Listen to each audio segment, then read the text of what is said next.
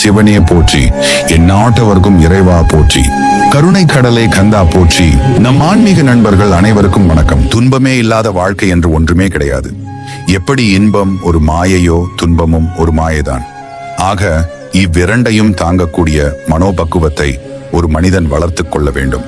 அதற்குத்தான் ஞான நிலை என்று பெயர். இதுவரை வாழ்ந்த வாழ்வை அழிக்கவும் முடியாது, இனி வாழும் வாழ்க்கையை அறியவும் முடியாது.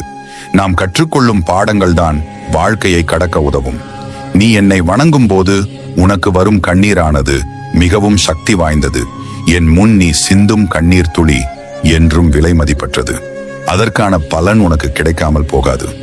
என் பாதம் உன்னுடைய இல்லத்தில் ஒரு குழந்தை ரூபத்தில் படப்போகிறது. உன் கவலை தீர்க்க குகனாக நான் வருவேன். தாழ்வு மனப்பான்மையை தூக்கி எறிந்துவிட்டு தன்னம்பிக்கையோடு இரு. கொடுப்பவன் உன் அப்பன் என்பதை உணர்ந்து கொண்டால் கிடைப்பது எதுவும் தாழ்வாக தெரியாது. உன்னை வெறுத்தவர்கள் முன் வாழ்ந்து காட்டுவாய். கவலைப்படாதே.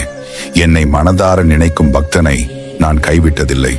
உங்களை சுற்றி இருப்பவர்கள் உங்களை குறை கூறுகிறார்கள் என்று வருத்தப்படாதீர்கள். ஏனென்றால் அவர்களுக்கு குறை சொல்ல மட்டுமே தெரியும். குறை சொல்லும் வாய்களை செங்கல் வைத்து அடைத்தாலும் அது செங்கல் சரியில்லை என குறை சொல்லுமாம். வாழ்க்கையில் விழுந்து விடுவோமோ என தயங்காதே.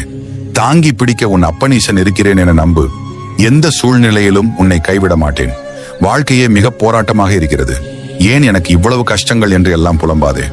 கடினமாக இருக்கும் பாதைதான் அழகான இடத்திற்கு உங்களை அழைத்துச் செல்லும்.